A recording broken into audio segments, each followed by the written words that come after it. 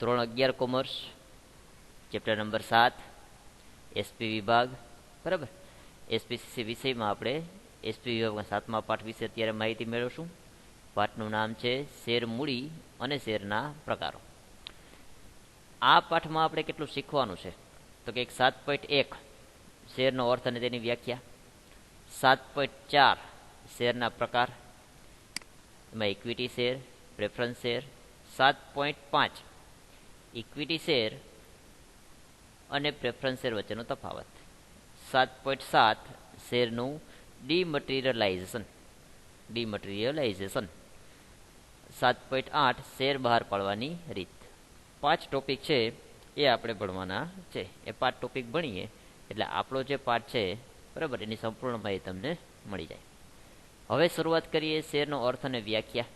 બરાબર, તો પ્રસ્તાવના જોઈએ તો કે નવી સ્થાપિત કંપનીના પ્રવર્તકો ટૂંકા ગાળાની, મધ્યમ ગાળાની અને લાંબા ગાળાની કેટલીક મૂડી જોઈએ છે તેનો અંદાજ નક્કી કરે છે. એટલે પ્રવર્તકો એટલે કોણ? તો કે કંપનીના સ્થાપકો, જે કંપનીની સ્થાપના કરવા માંગતા હોય તે લોકો, એને પ્રવર્તક કહેવાય. એક પણ હોય તો એક કરતાં વધુ પણ હોય. હવે કંપની શરૂ કરવી છે તો રૂપિયા જોઈશે કે નહીં? હવે રૂપિયા છે ટૂંકા ગાળા માટે જોતા હોય, મધ્યમ ગાળા માટે જોતા હોય, લાંબા ગાળા માટે જોતા હોય. બરાબર, એ રૂપિયાનું શું કરે તો કે જમીન છે, મકાન છે, યંત્ર છે, ફર્નિચર છે, એવી મિલકતોની ખરીદી કરવા માટે જોતી હોય, જેને કાયમી મૂડી પણ કહેવાય. રેડી. તે જ પ્રમાણે કંપનીનો ધંધો શરૂ થયા પછી રોજિંદા વહીવટ માટે, ઉત્પાદનને લગતા ખર્ચાને પહોંચી વળવા માટે કંપનીની કાર્યશીલ મૂડીની જરૂરિયાત રહે છે. એટલે મૂડી બે પ્રકારની, કાર્યશીલ મૂડી અને કાયમી મૂડી. કાયમી મૂડી એટલે શું તો કે લાંબા ગાળા માટે જોઈએ, અને કાર્યશીલ મૂડી એટલે શું તો કે રોજબરોજના ખર્ચા હોય, ટૂંકા ગાળાના ખર્ચા હોય, એને પહોંચી વળવા માટે જોઈએ. આમ કાયમી મૂડી અને કાર્યશીલ મૂડીની જરૂરિયાતને પહોંચી વળવા માટે કંપની શેર બહાર પાડી મૂડી ભંડોળ મેળવે છે. હવે મૂડી ભંડોળ મેળવે છે એટલે રૂપિયા મેળવશું ને. રૂપિયા મેળવવાની એક રીત છે શેર બહાર પાડવા. બરાબર, કંપની શું કરશે કે જરૂરિયાતને પહોંચી વળવા માટે શેર બહાર પાડી મૂડી ભંડોળ મેળવે છે. શેર એટલે શું તો કે શેર એટલે હિસ્સો. શેર એટલે હિસ્સો. કંપનીને જે રૂપિયા જોઈએ છે એને નાના નાના ભાગ કરી નાખે, એ નાના નાના ભાગમાં વિભાજિત કરે અને લોકો પાસેથી નાણાં એકઠા કરે, જાહેર જનતા પાસેથી નાણાં એકઠા કરે, એને કહેવાય શેર. બરાબર છે. એટલે થોડા થોડા રૂપિયા ભેગા કરે તો કંપનીને ઘણા બધા રૂપિયા થઈ જાય, કે જેના કારણે એનો વ્યવસાય, એનો વહીવટ છે એ ચાલે. હવે કે છે શેરનો અર્થ અને વ્યાખ્યા. તો અર્થ જોઈએ. સામાન્ય અર્થમાં કંપનીની માલિકીની મૂડીનું પ્રમાણ મોટું હોય છે. એટલે કંપની સ્વરૂપ હોય તો સ્વાભાવિક છે કે ભાઈ રૂપિયા પણ કેવા જોઈએ? વધારે જોઈએ. એટલે મૂડીનું પ્રમાણ કેવું હોય? મોટું. જેને નાના નાના ભાગમાં વિભાજિત કરવામાં આવે, એટલે નાના નાના હિસ્સા કરી નાખવામાં આવે. બરાબર, નાના નાના ભાગ, ભાગ એટલે હિસ્સા, હિસ્સા કરી નાખવામાં આવે. આ પ્રત્યેક ભાગ એટલે શેર. પ્રત્યેક ભાગ એટલે શેર. શેર અંગ્રેજી શબ્દ છે જેનો ગુજરાતીમાં અર્થ થાય હિસ્સો. જેનો ગુજરાતીમાં અર્થ થાય હિસ્સો. શેર છે કેવો શબ્દ છે? અંગ્રેજી. બરાબર છે, જેનો ગુજરાતીમાં કહેવાય હિસ્સો. શેર એટલે શેર હોલ્ડરોનું કંપનીમાં રહેલું નાણાકીય વ્યક્ત થઈ શકે તેવું હિત. બરાબર, એટલે નાણાંમાં વ્યક્ત થઈ શકે તેવું હિત. દાખલા તરીકે મારી પાસે 10,000ના રિલાયન્સના શેર હોય તો મારું હિત 10,000 જેટલું રિલાયન્સ કંપનીમાં છે, નાણાકીય હિત. બરાબર, નાણાંમાં વ્યક્ત કરી શકાય તેવું હિત અથવા જવાબદારી એટલે શેર. નાણાંમાં વ્યક્ત કરી શકાય તેવું હિત અથવા જવાબદારી એટલે શેર. કે ભાઈ મારે કેવું હોય તો એમ કહી શકું કે ભાઈ આ કંપનીમાં મારા આટલા રૂપિયા રોકાયેલા છે, તો મારું નાણાકીય હિત એમાં હોય, એ સિવાય બીજું કોઈ હિત નહીં. કંપની પોતાની મૂડી એકઠી કરવા કાયદાની જોગવાઈ મુજબ વિજ્ઞાપન પત્ર બહાર પાડીને, તો વિજ્ઞાપન પત્ર એટલે શું તો કે છાપામાં તમે જાહેરાત વાંચો ને કે આ કંપનીને શેર બહાર પાડવા છે અથવા શેર વેચવા છે, એને વિજ્ઞાપન પત્ર કહેવાય. છાપામાં જાહેરાત બહાર પાડીને જાહેર જનતાને શેર ખરીદવા આમંત્રણ આપે કે ભાઈ જેને જેને શેર જોતા હોય અરજી કરો. જે વ્યક્તિ શેર ધારણ કરે છે તેને કંપનીનો શેર હોલ્ડર કહેવાય. હોલ્ડર એટલે ધારણ કરવું, હોલ્ડર એટલે ધારણ કરવું. શેરને ધારણ કરનાર હોય ને શેર હોલ્ડર કહેવાય છે. વ્યાખ્યા એવું કહે છે 2013 કંપની ધારો. બરાબર છે, 1956થી શરૂ થયો, સુધારો વધારો કરતાં કરતાં 2013 પહોંચ્યા છીએ. કંપની ધારા 2013 મુજબ શેર એટલે કંપનીની શેર મૂડીનો એક ભાગ જેમાં સ્ટોકનો પણ સમાવેશ થાય છે. હવે સ્ટોક એટલે શું? વળી પાછો પ્રશ્ન થાય. બરાબર, શેર છે એ શેર 1 હોય, 2 હોય, 3 હોય, પણ હવે શેરનો એક જથ્થો બનાવવામાં આવે. જથ્થો બનાવવામાં આવે એટલે કે ઉદાહરણ તરીકે જોવા જાઓ તો એક શેર છે છૂટકમાં મળી શકે, 2 શેર છે, 3 શેર છે, 10 શેર છે. પણ તમારે એક બંચ લેવો હોય, બરાબર, તમે સ્ટેશનરી દુકાને જાઓ, એક ચોપડો છૂટો લ્યો તો એક ચોપડો મળે, 2 ચોપડા લ્યો તો 2 ચોપડા મળે. પણ ઘણી જથ્થાબંધ દુકાન એવી હોય કે તમને એમ કે ભાઈ છૂટક નહીં મળે, તમારે જોતો હોય તો એક બંચ આખો લઈ જાઓ, બરાબર, 12 નંગ ભેગો ચોપડા આવશે, 1-2 ચોપડા નહીં આવે. તો એ 12 નંગ ભેગા છે ને એ સ્ટોક થઈ ગયો. એમ શેરમાં એવું જોઈએ કે 1-2 નંગ છૂટા તમને છૂટા મળી શકે એને શેર કહેશું. પણ 100 નંગ, 200 નંગ, 300 નંગ, 500 નંગ એવી રીતે એક સ્ટોક જથ્થો કે ભાઈ તમારે જોતા હોય તો લોટમાં જ ખરીદવાના શેર, બરાબર છે. લોટમાં ખરીદવાના એટલે જથ્થામાં ખરીદવાના. જો જથ્થામાં શેર ખરીદો એને શું કહેવાય? શેરનો સ્ટોક કહેવાય. એટલે એવું કહે છે કે કંપનીની શેર મૂડીનો એક ભાગ જેમાં સ્ટોક પણ સમાવેશ થાય છે. કંપની તેની શેરની મૂડીને નાના નાના ભાગમાં વેચી નાખે છે. આ દરેક ભાગને શેર કહેવાય છે. નાના નાના ભાગમાં શું કરી નાખશે? વેચી નાખશે. આ દરેક ભાગને શું કહીશું આપણે? શેર. તો આ હતી શેરની વ્યાખ્યા. બરાબર. લાક્ષણિકતા છે એ આપણા જે 30% સિલેબસ કટ કરેલો છે એમાં લાક્ષણિકતા વિશે માહિતી નથી આપેલી, બરાબર. એટલે લાક્ષણિકતા છે એ ધ્યાનમાં જ લેવાની, પણ છતાંય ટૂંકમાં કહી દઉં. શેર મૂડીનો હિસ્સો, લક્ષણ શું? તો કે ભાઈ શેર મૂડીનો હિસ્સો છે. કંપનીમાં રહેલું હિત કયું? નાણાકીય. જંગમ મિલકત, જંગમ એટલે શું? તો કે જેની તમે લેવેચ કરી શકો એક જગ્યાએથી બીજી જગ્યાએ, બરાબર છે. લેવેચ થઈ શકે, ભેટ કે દાનમાં આપી શકાય, તેને જંગમ મિલકત કહેવાય. પછી મુક્ત ફેરબદલી. મુક્ત ફેરબદલી એટલે શું? તમે બીજાને ગમે તેને શેર વેચવો હોય તો વેચી શકો મુક્ત રીતે, એના ઉપર કોઈ બંધન નહીં, એટલે મુક્ત ફેરબદલી શક્ય છે. હક અને જવાબદારી, તો કે ભાઈ તમે જે નાણું રોકો છો એમાં તમારો હક છે. એટલે કંપનીમાં રૂપિયા રોક્યા એટલે હું કંપનીનો માલિક કહેવાઉં. કેટલો? તો કે જેટલા નાણાં રોકું છું એના પૂરતો, એટલે મને સભાની નોટિસ મળશે, સભામાં હાજર રહેવાનું છે, મને હક મળશે, બરાબર છે. પછી જવાબદારી એટલે શું? તો કે શેરની કિંમત છે 10 રૂપિયા હોય તો મારે 10 રૂપિયા ચૂકવવા કંપનીને, એ મારી જવાબદારી બને. તો આ એના લક્ષણો છે.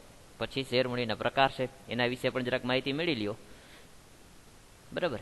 આપણા સિલેબસમાં નથી પણ છતાં તમને ખ્યાલ હોવો જોઈએ. શેર મૂડીના પ્રકાર. શેર મૂડીના પ્રકાર એટલે શું? તો કે કંપનીની જ્યારે સ્થાપના કરવામાં આવે ત્યારે તમારે પહેલેથી નક્કી કરી લેવું પડે કે ભાઈ તમારે કેટલી મૂડી જોશે. આજીવનકાળ દરમિયાન તમારે કેટલી મૂડી જોશે. મૂડીની કલમ જે તમારી આવે છે, બરાબર છે. કંપનીની સ્થાપના વિધિમાં તમે અગાઉ ભણી ગયા મૂડીની કલમ, કે મૂડીની કલમ જે આવે છે એમાં આવેદનપત્રમાં કલમ હોય ને બધી, એ કલમમાં તમારે તમારી મૂડી કેટલી રાખવી છે આજીવનકાળ દરમિયાનની. એ આજીવનકાળ દરમિયાનની મૂડીને કહેવાય સત્તાવાર મૂડી, બરાબર. ઉદાહરણ તરીકે આપણે 1 કરોડ રૂપિયા રાખીએ કે ભાઈ કોઈ કંપની છે ને આજીવનકાળ દરમિયાન 1 કરોડ રૂપિયા જોઈશે. હવે બહાર પડેલી મૂડી, હવે 1 કરોડ રૂપિયા છે એ કંપની છે એક સાથે નહીં મંગાવે. એ શું કરશે કે ભાઈ અત્યારે 75 કરોડ રૂપિયા, 1 કરોડ રૂપિયા છે તો 75 લાખ છે આપણે અત્યારે મંગાવીએ, 75 લાખના શેર છે આપણે અત્યારે બહાર પાડીએ. 25 લાખ છે એ જ્યારે જરૂર પડશે ભવિષ્યમાં ત્યારે પાછા બહાર પાડશું. અત્યારે આપણે શું કરશું? તો કે ભાઈ 75 લાખ છે એ જાહેર જનતા પાસેથી મંગાવીએ કે આપણો ધંધો છે એ વ્યવસ્થિત ચાલુ થઈ જાય. એટલે 75 લાખના શેર છે એ કંપની બહાર પાડે, એને કહેવાય બહાર પાડેલી મૂડી. હવે 75 લાખના શેર બહાર પાડ્યા, પણ 75 લાખ છે એ ભરપાઈ થઈ જાય એવું જરૂરી નહીં, બરાબર. એટલે શું થશે? તો કે તમે 75 લાખના શેર બહાર પાડો છો, છાપામાં જાહેરાત આપો છો કે ભાઈ 75 લાખના શેર છે અમારે વેચવા છે, જેને જેને લેવા હોય અરજી કરો. એટલે અરજી કરશે એટલે 75 લાખ શેરની અરજી આવે, એના કરતાં વધુ આવે, એના કરતાં ઓછી આવે. એટલે જેટલી અરજી આવે જાહેર જનતા પાસેથી એને કહેવાય ભરાયેલી મૂડી. ત્યાર પછી મંગાવેલી મૂડી.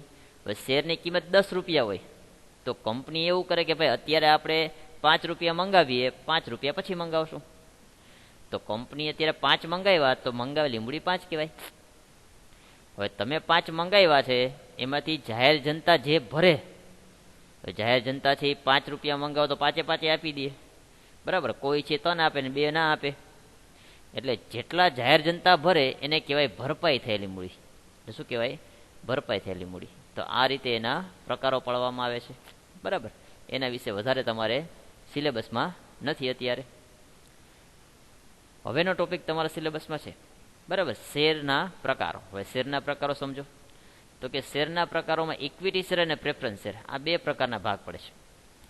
ઇક્વિટી શેરમાં સામાન્ય ઇક્વિટી શેર કે જે શેર બજારમાં તમે એના લેવેચ કરી શકો, બરાબર છે. અને સામાન્ય ઇક્વિટી શેર કહેવાય. મોટા ભાગે જે રોકાણ કરે છે એ આ શેરમાં રોકાણ કરે છે. તમે લોકો સાંભળો ને કે ભાઈ શેરમાં કેટલા કમાણા, આટલા ડૂબી ગયા, બરાબર છે. તો એ શેર બજારમાં જે શેરનું લેવેચ થાય એ કયા શેર? આ સામાન્ય શેરનું. પછી છે અન્ય ઇક્વિટી શેર, બરાબર. જે સામાન્ય શેર નથી એ સિવાયના ઇક્વિટી શેરને અન્ય ઇક્વિટી શેર કહેવામાં આવે છે. શું છે એ થોડીક વિસ્તારથી આપણે આમાં અંદર જોઈશું. Sweat equity share. સ્વેટ એટલે શું? પરસેવો. સ્વેટ અંગ્રેજી શબ્દ છે, ગુજરાતીમાં એને કહેવાય પરસેવો. હવે કંપની છે એ એના કર્મચારીને શેર આપે. કંપની એના કર્મચારી માટે જે શેર અલગથી રાખી મૂકે કે ભાઈ આ કર્મચારીને જ આપણે આપવાના, બીજા કોઈને વેચવાના નહીં, બરાબર છે, ડિસ્કાઉન્ટમાં, વટાવથી. એના કર્મચારીને જે શેર આપે એને સ્વેટ ઇક્વિટી શેર કહેવાય. સ્વેટ એટલે પરસેવો, બરાબર. એ એવું જ કહે છે કે ભાઈ કર્મચારી છે એ કંપનીના વિકાસ પાછળ પોતે પરસેવો પાડીને કામ કરતા હોય, કંપનીનો વિકાસ કરતા હોય, કંપની માટે મહેનત કરતા હોય, તો આપણે એ કર્મચારીને લાભ આપવો જોઈએ. એટલે એના માટે સ્પેશિયલ શેર રાખવામાં આવે, એને કહેવાય સ્વેટ ઇક્વિટી શેર, કે ફક્ત કર્મચારી માટે છે, બરાબર. કે કર્મચારી છે એ આટલી મહેનતથી પરસેવો પાડીને કંપનીના વિકાસનું કામ કરે તો એને પણ કંઈક લાભ મળવો જોઈએ. એટલા માટે સ્વેટ ઇક્વિટી શેર છે એ બહાર પાડવામાં આવતા હોય છે. હવે પ્રેફરન્સ શેરના ભાગ છે તો કે 20 વર્ષ પહેલાં પરત કરી શકાય તેવા, એટલે 20 વર્ષનો ગાળો હોય એની પહેલાં તમે પરત કરી શકો, અને 20 વર્ષ પછી પરત કરી શકાય તેવા, કે 20 વર્ષ પછી. એટલે હવે કંપની છે નક્કી કરીને કહેશે કે ભાઈ મારે 20 વર્ષ પહેલાંના એટલે કે 15 વર્ષના એક પ્રેફરન્સ શેર બહાર પાડવા છે, તો એમાં સમાવેશ કરી શકાય એનો. અને કોઈ 20 વર્ષ પછી પરત કરવા છે, રૂપિયા પાછા મળે, એમાં કંપની પાછા આપે, પણ કયો સમયગાળો એ આ બે ભાગ પાડી દીધા છે. એમાંથી તમારે જે જોઈ એ પ્રમાણે અરજી કરવાની. હવે સમજીએ આપણે ઇક્વિટી શેર. તો કે સામાન્ય ઇક્વિટી શેર કેને કહેવાય? તો કે જે શેર પર ડિવિડન્ડ મેળવવા તથા મૂડી પરત મેળવવા અંગે પ્રેફરન્સ શેર હોલ્ડર પછી હક મળતો હોય તેવા શેરને સામાન્ય ઇક્વિટી શેર કહે છે. હવે રોકાણકારો બે પ્રકારના હોય. એક જોખમ ઉઠાવવા માંગતા હોય અને વધુ નફો કમાવા માંગતા હોય, અને બીજા રોકાણકાર એવા હોય કે ભાઈ જોખમ નથી ઉઠાવવો, નફો ઓછો હોય તો ચાલશે, નફો ઓછો હોય તો ચાલશે, રૂપિયા ઓછા મળશે તો ચાલશે, પણ જોખમ લેવું નથી. આ બે પ્રકારના રોકાણકારો હોય. જો તમે જોખમ લેવા માંગતા હો તો તમને નફો વધુ મળી શકે, પણ જો તમે જોખમ લેવા ના માંગતા હો, બરાબર, તમે તમારા રોકાણ છે સિક્યોર કરવા માંગતા હો, તો નફો વધુ ના પણ મળે. એટલા માટે બે પ્રકારના રોકાણકારો છે. તો ઇક્વિટી શેર છે ને એ જોખમી શેર છે, કેમ કે બજારના આધીન હોય, શેરના ભાવ વધે ખરા અને શેરના ભાવ ઘટે ખરા. જ્યારે પ્રેફરન્સ શેર છે એમાં સામાન્ય રીતે વધઘટ થતી હોતી નથી, થાય તો પણ કેવી હોય? નજીવી. આ પસંદગીના શેર કહેવાય, સિક્યોર શેર કહેવાય. જે લોકો છે રિસ્ક લેવા નથી માંગતા હોતા એ આ પ્રકારના શેરમાં રોકાણ કરે.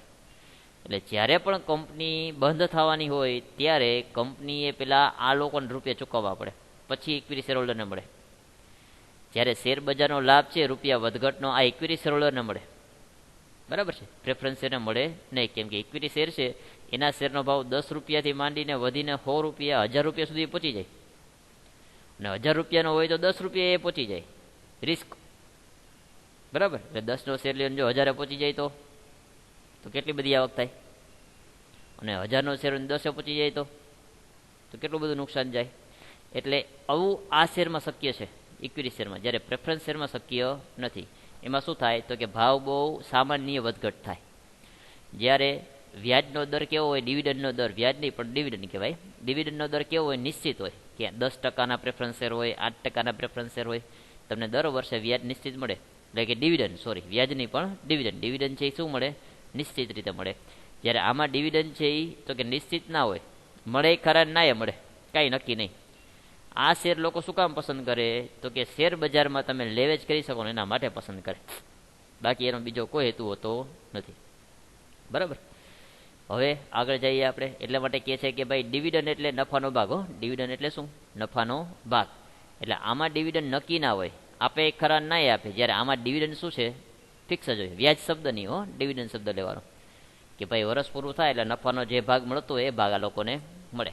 ક્લિયર? એટલે આના પ્રકાર પડે, અલગ અલગ અલગ 8 પ્રકાર હોય છે પ્રેફરન્સ શેરના, બરાબર છે. એમાંથી કયા પ્રકારના તમે લ્યો છો એ પ્રમાણે તમને એમાંથી ડિવિડન્ડ મળતું હોય, અથવા ડિવિડન્ડનો દર છે કેવો હોય? નિશ્ચિત હોય, કે તમને ડિવિડન્ડ છે એ મળશે જ. હવે જોવા જઈએ તો ત્યારે ઇક્વિટી શેરમાં તો કે જે શેરનો ડિવિડન્ડ મેળવવા તથા મૂડી પરત મેળવવા અંગે પ્રેફરન્સ શેર હોલ્ડર પછી પેલા આને રૂપિયા ચૂકવાય ને પછી આને રૂપિયા ચૂકવાય, બરાબર છે. તેવા પ્રકારના શેરને સામાન્ય ઇક્વિટી શેર કહે છે. હવે લાક્ષણિકતા શું છે એની? તો કે સાચા માલિકો છે. કેવા છે એ સાચા માલિકો? કે આ પ્રકારના શેર હોલ્ડર કંપનીના સાચા માલિકો કે વફાદાર સાથી કહેવામાં આવે છે, કારણ કે તેઓ પ્રેફરન્સ શેર હોલ્ડર કરતાં વધુ જોખમ ઉઠાવે છે. બરાબર, સાચા માલિક એ પ્રેફરન્સ શેર કરતાં વધુ થયા ને, કારણ કે કંપની જો નુકસાન જાય તો પેલા પ્રેફરન્સ શેરને મળશે ને છેલ્લે કેને મળશે? ઇક્વિટી શેરને. તો વધારે જોખમ ઉઠાવ્યા કે નહીં? વધુ જોખમ ઉઠાવે ને સાચા માલિક કહેવાય. મતાધિકાર, કંપનીની સભામાં ઇક્વિટી શેરહોલ્ડરને મત આપવાનો અધિકાર છે. એટલે કંપનીને કાંઈ નિર્ણય લેવાના હોય પોતાના ધંધા બાબતે, બરાબર છે, તે નિર્ણય લેવામાં મત આપવાનો અધિકાર ઇક્વિટી શેરહોલ્ડરને છે, કેમ કે સાચા માલિક છે, પ્રેફરન્સ શેરને નહીં બોલાવે. ડિવિડન્ડ, આ પ્રકારના શેરહોલ્ડરને મળતા ડિવિડન્ડ અને ડિવિડન્ડનો દર અનિશ્ચિત હોય છે. અનિશ્ચિત એટલે નક્કી નહીં. ડિવિડન્ડ મળે ખરા અને ના પણ મળે. ડિવિડન્ડ એટલે શું? નફાનો ભાગ. કંપની જે કામ કરશે તો એમાં નફો થશે, વર્ષના અંતે નફો થશે તો એનો જે ભાગ પાડવામાં આવે, બરાબર છે, એ ભાગને કહેવાય ડિવિડન્ડ. નફા સાથે સંબંધ, ઇક્વિટી શેરહોલ્ડરને મળતું ડિવિડન્ડ એક કંપનીના નફા સાથે સંબંધ ધરાવે છે. જો કંપની નફો થશે તો ડિવિડન્ડ મળશે, જો નહીં થાય તો ડિવિડન્ડ મળશે નહીં. એટલે નફાની વધઘટ સાથે ડિવિડન્ડના દરમાં પણ વધઘટ થાય છે, બરાબર. કંપનીને વધુ નફો થાય તો વધુ ડિવિડન્ડ મળે, નફો ઓછો થાય તો ઓછો ડિવિડન્ડ મળે. એટલે નિશ્ચિત ના હોય, અનિશ્ચિત ડિવિડન્ડનો દર. સામાન્ય સભા, સામાન્ય સભા એટલે શું?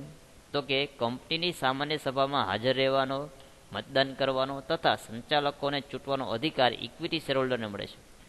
સામાન્ય સભા તમને ધોરણ 12માં આવશો ત્યારે આખો એનો પાઠ છે, સભાઓ, કંપનીની સભાઓ, આખો એનો પાઠ ભણવાનો છે, બરાબર. એનું વેટેજ 11 માર્કનું છે, ધોરણ 12માં આવશો ત્યારે.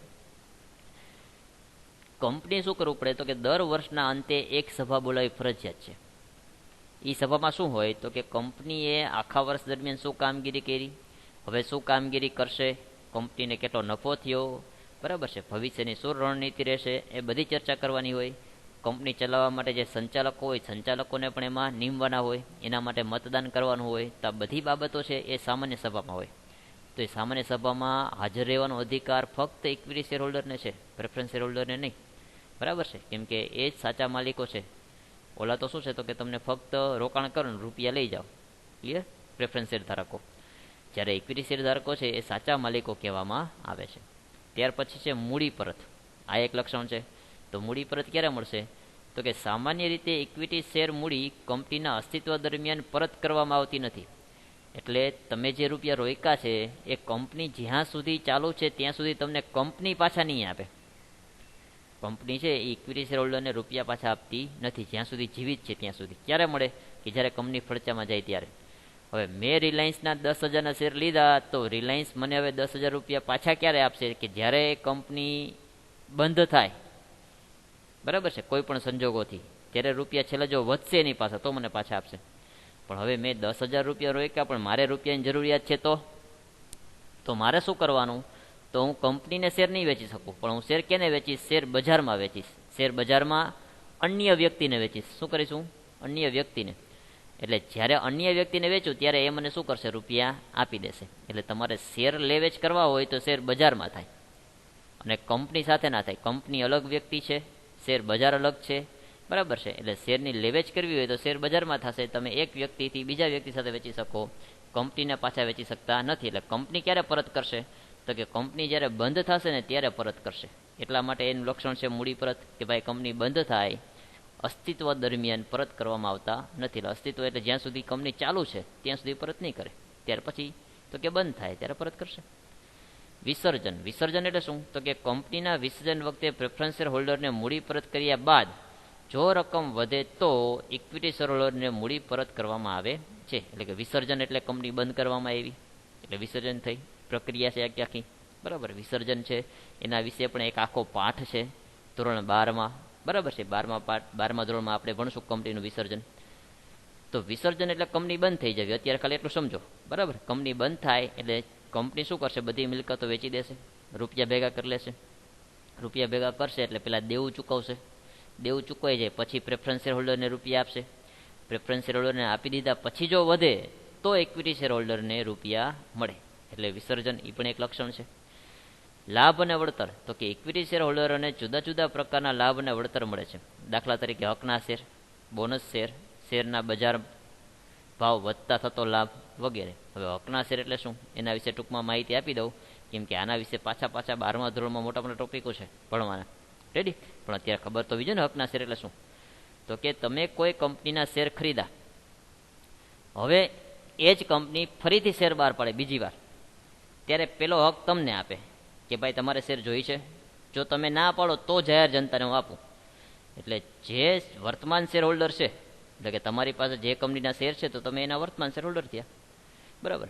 હવે પહેલાં તમને પૂછશે કે તમારે શેર જોઈ છે, તો તમારો હક પહેલાં લાગે, એટલે એવા શેરને હકના શેર કહેવાય.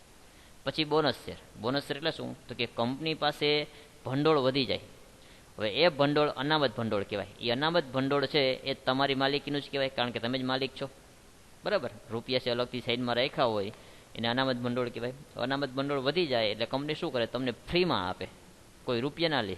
શેર છે તમને શું કરે? ફ્રીમાં આપે, તો એને બોનસ શેર કહેવાય. પછી શેરનો ભાવ વધઘટ થતા લાભ. તો શેર બજારમાં ભાવ વધઘટ થાય. જે મેં તમને કીધું કે 10 રૂપિયાનો શેર છે, એવી પરિસ્થિતિ આવે કે 1000 રૂપિયા એ પહોંચી જાય. બરાબર. તો ભાવ વધઘટ થયો, 1000 વાળો 10 એ પહોંચી જાય. બરાબર છે. તો આ ભાવ વધઘટ છે એનો લાભ મેળવવા માટે પણ ઇક્વિટી શેર છે ખરીદી કરવામાં આવતી હોય છે. ત્યાર પછી શેરની નોંધણી. તો કે માન્ય શેર બજારમાં આ પ્રકારના શેરની નોંધણી કરવામાં આવેલી હોય છે, જેથી આ પ્રકારના શેરનું ખરીદ વેચાણ બજાર ભાવે સરળતાથી થઈ શકે. બરાબર. એટલે જો શેર બજારમાં શેરની નોંધણી કરેલી હોય, શેરની નોંધણી એટલે શું? બરાબર છે કે BSE બોમ્બે સ્ટોક એક્સચેન્જ, આપણે ત્યાં કયું છે BSE બોમ્બે સ્ટોક એક્સચેન્જ, એમાં તમારી કંપનીની નોંધણી થયેલી હશે ને તો જ તમારા કંપનીના શેરનું લેવેચ થઈ શકે, બાકી થઈ શકે નહીં. બરાબર છે. એટલે એવી શેરની નોંધણી કરાવી એ પણ એક એનું લક્ષણ છે. તો આ 9 લક્ષણો છે એ ઇક્વિટી શેરના છે. બરાબર. તો તમને આમાંથી ઓછામાં ઓછા 5 થી 6 યાદ રહેવા જોઈએ લક્ષણોમાં.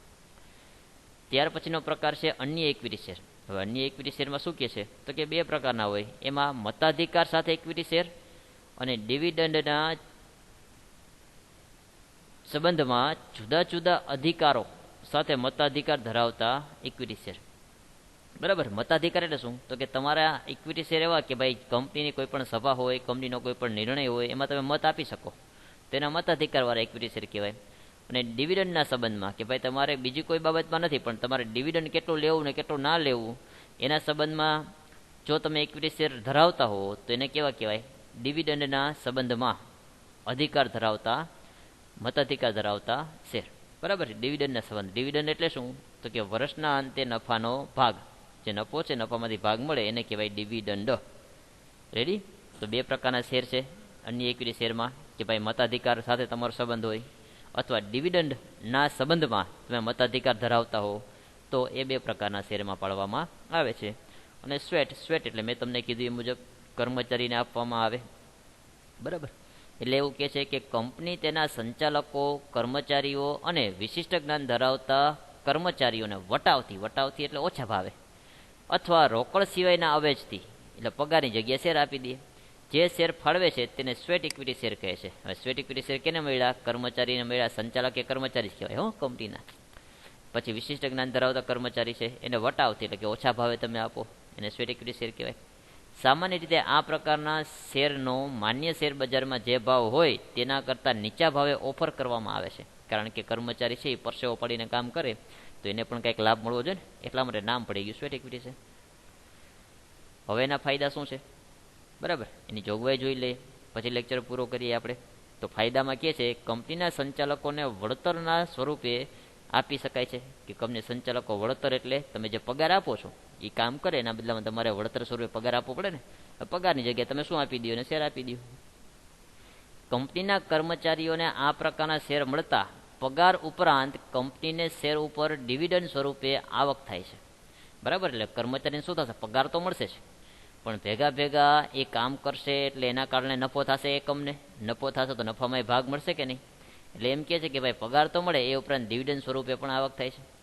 તદુપરાંત કર્મચારીઓને કંપનીના શેરહોલ્ડરોનો અધિકાર મળવાથી માલિકી ભાવ પણ ઉત્પન્ન થાય છે. હવે કર્મચારી છે, હવે એને શું થશે? શેરહોલ્ડર બની ગયા. શેરહોલ્ડર એટલે માલિક, એટલે શું થયું? મનમાં માલિકી ભાવ પણ ઉત્પન્ન થાય કે નહીં? બરાબર. તો આ એનો ફાયદો છે. હવે જોગવાઈ શું છે? તો કે કંપની સામાન્ય સભામાં ખાસ ઠરાવ પસાર કરવો પડે છે. એટલે સામાન્ય સભામાં એટલે જે સાચા માલિકો છે પહેલાં એને પૂછવું પડે કે ભાઈ આપણે સ્વેટ ઇક્વિટી શેર છે એ બહાર પાડવા છે, પાડીએ? એ બધા હા પાડે એટલે કે 75% મતદાન થવું જોઈએ. કેટલું? જેટલા લોકો હોય એમાંથી 75% લોકો સહમત હોવા જોઈએ કે હા equity share, sweat equity share બહાર પાડો, બરાબર છે, કર્મચારીને શેર આપો. એ સંમત થાય તો એને ખાસ ઠરાવ પસાર કર્યો કહેવાય. આ ઠરાવમાં કેટલાક શેર બહાર પાડવા તેની વિગત, એટલે કેટલા શેર બહાર પાડશું, વર્તમાન બજાર કિંમત કયો ભાવ છે ને આપણે કયા કર્મચારીને ભાવે આપવા છે એની વિગત, બરાબર, તો નક્કી કરવું પડશે ને. દાખલા તરીકે વર્તમાન 100 રૂપિયા બોલતા હોય, હવે કર્મચારીને આપણે કેટલા રૂપિયા આપવા, તો એ બધું આ મિટિંગમાં નક્કી કરવાનું. ત્યાર પછી કહે છે કંપની ધારાકીય જોગવાઈ, ધારો એટલે કાયદો 2013, બરાબર, જોગવાઈનું પાલન તેમજ શેરબજારની નીતિ નિયમો અનુસાર નોંધણી કરાવવી જોઈએ. જાહેર કંપની ધંધો શરૂ કરવાનું પ્રમાણપત્ર મળે. જાહેર કંપની એટલે જેના જાહેર જનતાના રૂપિયા જે કંપનીમાં હોય, બરાબર છે, એને જાહેર કંપની કહેવાય.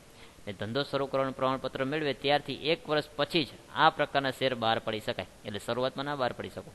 તમે ધંધો શરૂ કરો, 1 વર્ષ વયો જાય, બરાબર છે, કામગીરી કરતા હોય ત્યાર પછી બહાર પાડી શકો છો, એ પહેલાં નહીં. આ MCQ મેં યાદ રાખવાનું, 1 માર્કમાં યાદ રાખવાનું.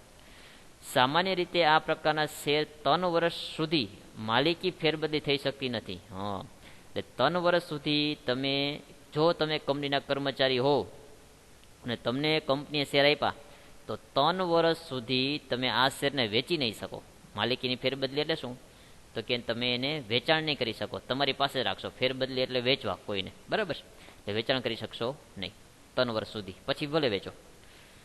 કંપની ભરપાઈ થયેલી કુલ મૂડીના 15% કે 5 કરોડ, એટલે કંપની ભરપાઈ થયેલી જે મૂડી હોય એના 15%, બરાબર. દાખલા તરીકે 1 કરોડ હોય તો 1 કરોડના 15% એટલે 15 લાખ. તો 15 લાખ શેર તમે કર્મચારીને આપી શકો, અથવા 5 કરોડથી વધારે 1 વર્ષમાં આપી શકાય નહીં.